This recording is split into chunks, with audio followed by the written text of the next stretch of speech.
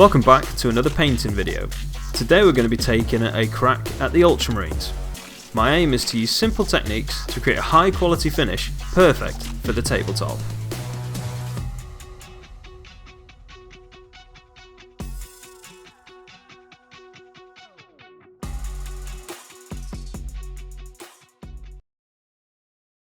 First up, we're going to provide a nice base coat for the miniature. I'm going to be using Armour blue for this. Don't take too much time on this step, as we don't need to be too neat, as we'll neaten up everything later with the further steps.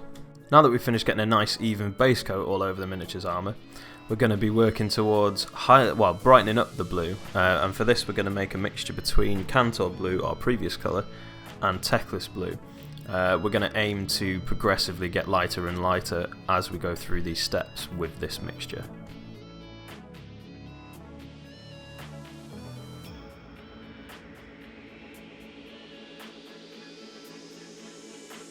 Next up, we're going to brighten up the blue again. We're going to try and make a ratio of 1/3 Armour blue to 2/3 Teclis blue.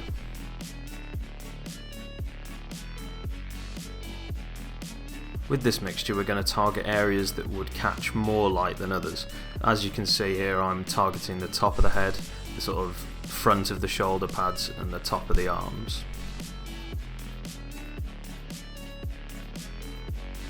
We're also going to highlight the sort of central part of the legs. This is going to give us the real sense of volume around these sort of cylinder shaped legs, so that it'll be darker towards the sides and much brighter in the centre. This next step is where the miniature's armour is really going to start coming together. We're going to be using pure Teclis blue to try and achieve a really royal blue or a nice bright blue effect. We're going to be applying this over a slightly smaller area than the previous layer, but we want to apply it to enough of the miniature that we really notice the shift from a dark blue to a much nicer, more rich blue.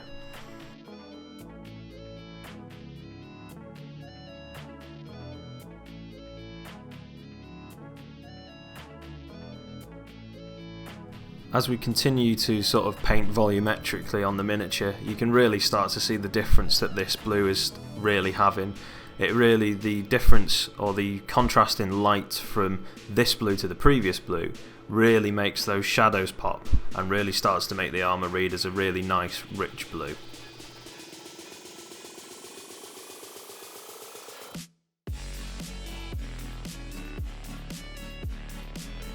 With that step finished, we're now going to be moving on to the metal areas of the miniature. For this I've decided for speed we're going to be using true metallic metals, and on this first step we're going to be using Vallejo's model colour natural steel mixed with Vallejo game colour black.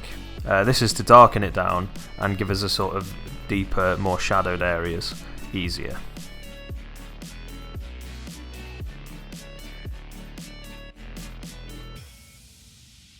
Next up, we're going to be providing the base coat for the golden areas of the miniature. For this we're going to be using Citadel's Retributor Armour. We're going to be putting this on all of the shoulder pad trims and the golden part on the weapon.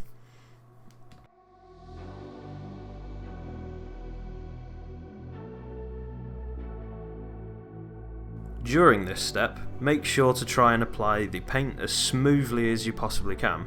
This will help the gold really shine later and will take advantage of those reflective flakes in the paint.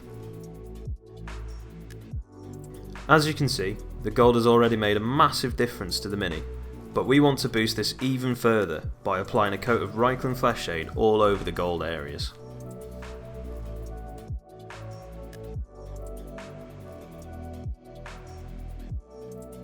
You may want to apply a second coat of this, targeting the areas where you want there to be shadows.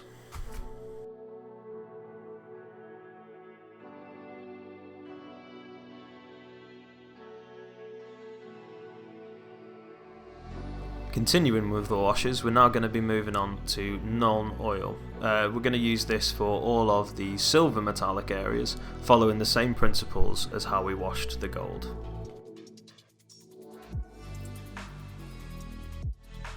While the washes are drying, to save some time, we're going to be moving on to painting the pouches on the belt. The base colour that we will be using for this is Citadel's Rhinox Hide. However, any deep, rich brown will work perfectly for this.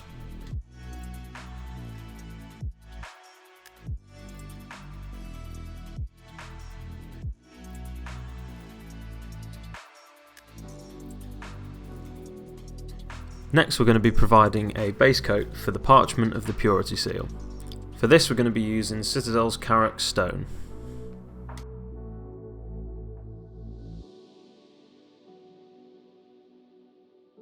To finish off base coating the Purity Seal, base coat the wax portion with Screamer Pink from Citadel.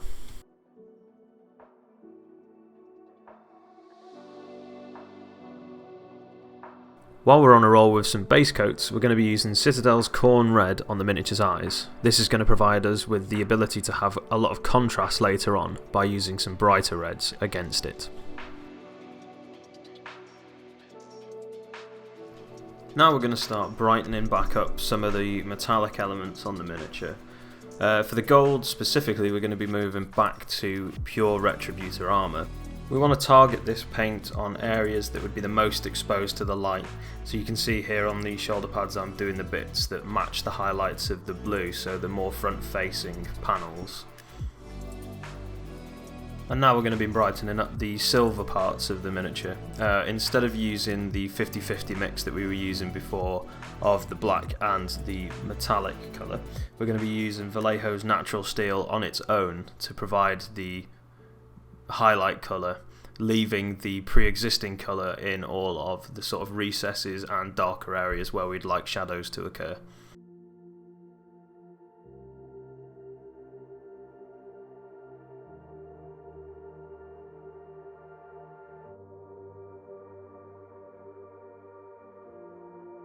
While in the mode of brightening things up, we may as well target the eyes. We're going to use Evil Sun's Scarlet from Citadel to do this. This is going to be applied almost all over the eyes, only leaving the darkest sort of recesses the original colour. In this next section, we're going to be paying particular attention to the pouches and going to get them completed. The colour we're going to be using next is Mournfang Brown from Citadel. This is going to be applied all over the pouches, leaving only the recesses the original Rhinox Hide.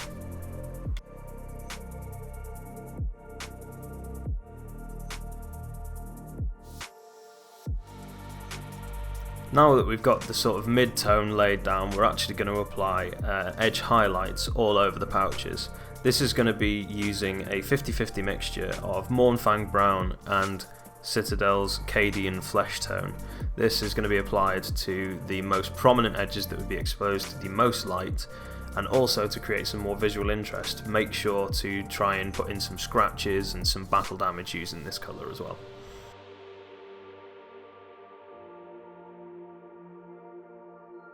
Seeing as we're already doing some edge highlighting, we're going to stay in that frame of mind and we're going to highlight the edges of the armour. For this we're going to be using a mixture of Citadel's Hoeth Blue, and we're going to brighten that up with Panzer Ace's White from Vallejo.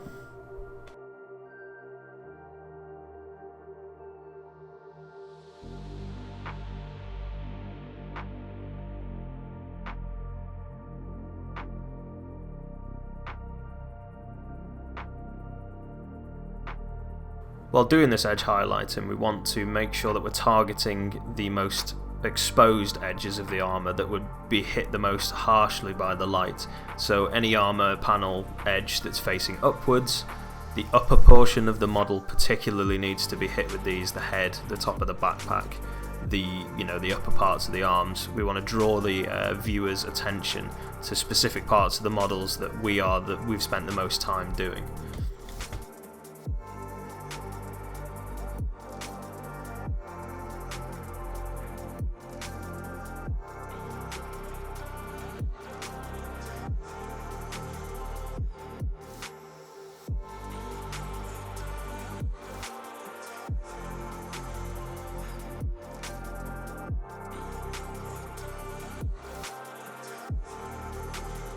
And with that edge highlight and the armour is now finished, we're going to be moving on to the black areas of the miniature, specifically the casing of the gun and the sort of mesh between the armour panels.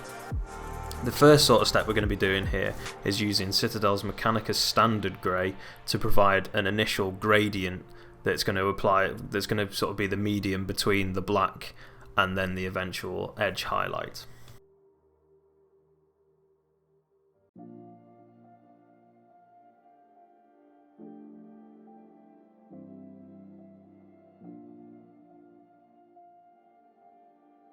The final step to finish off the black portions of the miniature is to provide an edge highlight with Citadel's Celestra Grey. This is going to be our most extreme highlight and make the edges pop.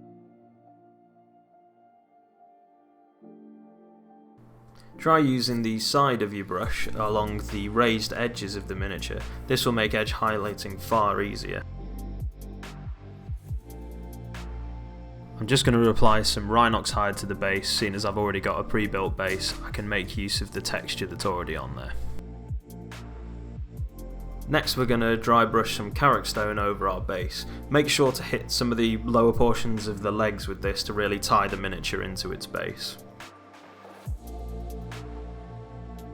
With the messier dry brushing now done, we're going to apply the text to the parchment of the purity seal. For this we're just going to be using really thinned down Vallejo black, and we're just going to do like little squiggles all over the parchment and really try and sell that text effect.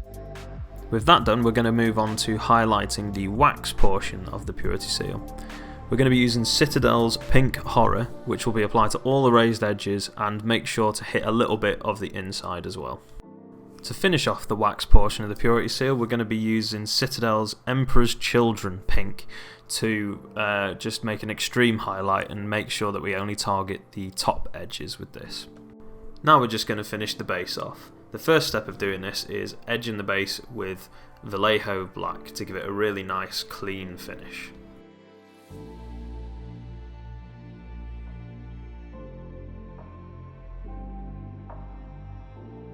To provide the base with a little more visual interest, we're going to apply some Army Painter Woodland Tufts to the base. I'm going to go for a bigger one and a sort of smaller one here.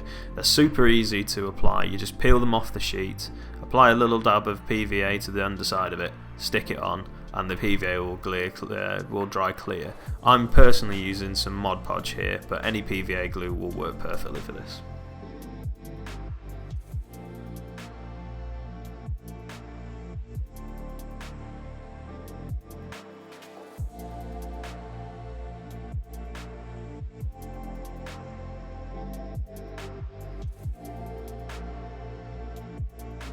And with the grass tufts on, the mini is complete. I hope you found this video useful and enjoyed. If you did, please leave a like, and if you haven't already, subscribe. It really helps an enormous amount. If you want to support the channel and give me the opportunity to make more videos for you all, then there are a few ways you can do this. Firstly, there is an affiliate link to Goblin Gaming in the description below. I personally shop here and their service and prices are fantastic. If you use this link and then purchase something, I get a small commission at no extra cost to yourselves. The second way you can support the channel is via Patreon. There are a few fun rewards on there and additional content like exclusive painting guides in the PDF form. Thank you once again for watching, guys, and I'll catch you in the next video.